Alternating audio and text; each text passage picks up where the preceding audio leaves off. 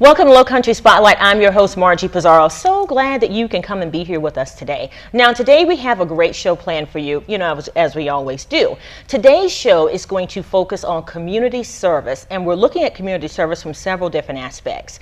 We're going to start with community service in the faith-based community. Then we're going to skip to community service from a nonprofit perspective. And then, lastly, we're going to look at community service right here at home. What are the things that you can do at home to add to your community, enhance your life, and all of that good stuff? Here at Low Country Spotlight, we've got your back, so we are raring to go. Our first guest today is Reverend Karen Lawson.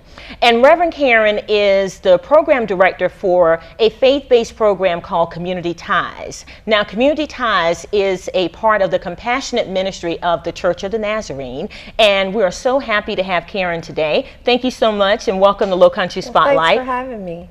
Now, Community Ties, tell us a little bit about the thrust of your organization and what are some of the things you all are doing in the community?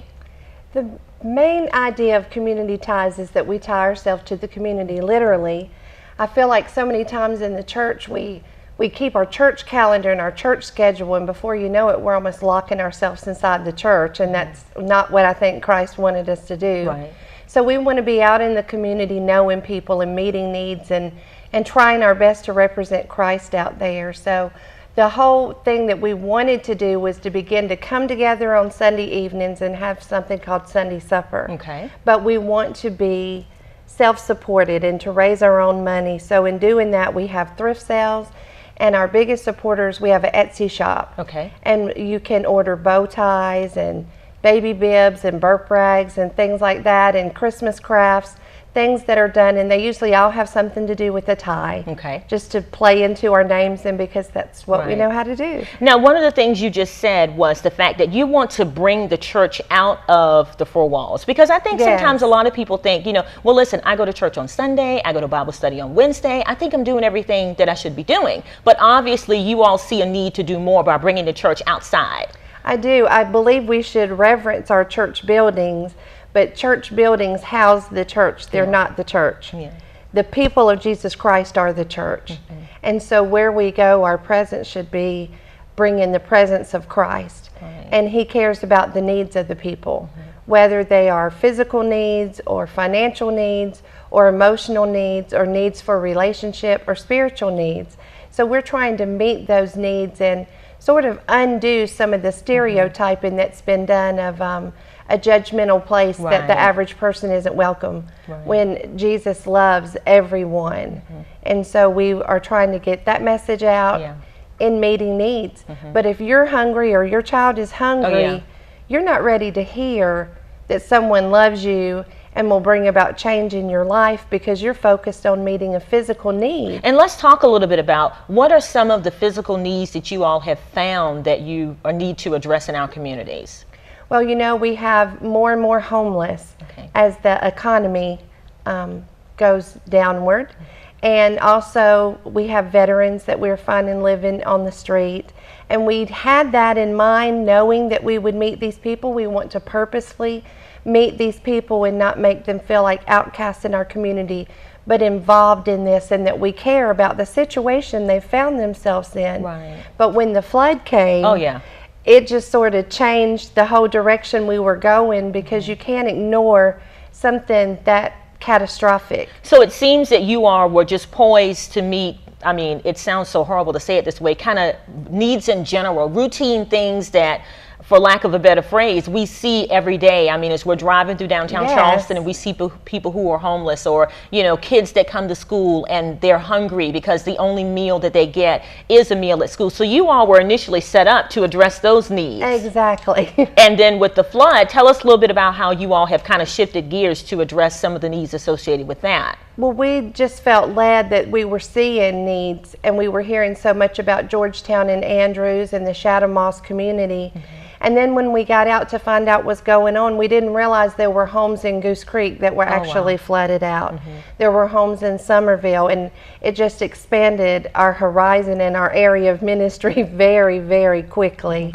and we went to meet needs of people in the shelters that were stuck in Georgetown and Andrews to take a basic hygiene care kit. We call them crisis care kits. And to just bring the presence of Christ there and some clean water and to try to find out what people needed. And we thought, well, you know, we can get some clothes together. Yeah. And we put it on our Facebook page, and the way the community responded with a huge amount of clothes, and it made us begin to look further for the needs and where we can use these things. And now we've been acquainted with a tent community. Okay. And it was completely flooded out. And you think, and was the tent community, was that local? Was that in this area? Oh yes, it's downtown. Gotcha. It's under 26, and they're at Meeting Street, and they're a tent community at 26 in Cosgrove. And you think, well, they're used to the elements. Well, no one was prepared for everything you own to be soaked or underwater or washed away. And that is their home, and it matters to them as much as our houses as homes matter to us. So it's opened a huge opportunity to witness to them there and to take dry clothes and basic provisions.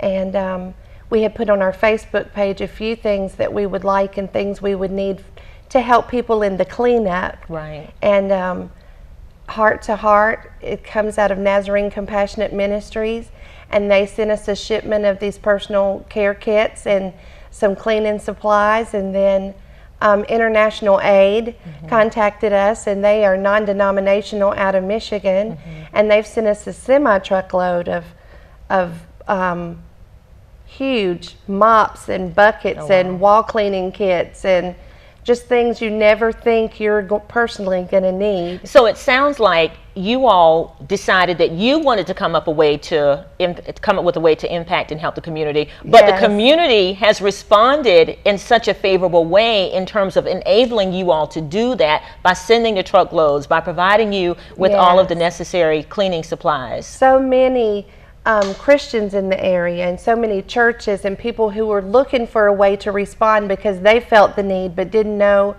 where they could get involved. And then we were just shocked for it to come from Michigan and someone not out of our denomination. Wow. Jessica Baker sits on our board, and she had contacted Nazarene Compassionate Ministries, but the way they responded and how quickly they responded, it just really has changed our focus immediately. Wow. And we're almost out of time, but before we end, I want you to give some contact information so that we can continue to help build up this ministry that is helping the community. So go ahead and tell us how to get in contact with you and where you're located. Community Ties has a website, and it'll be on the screen for you.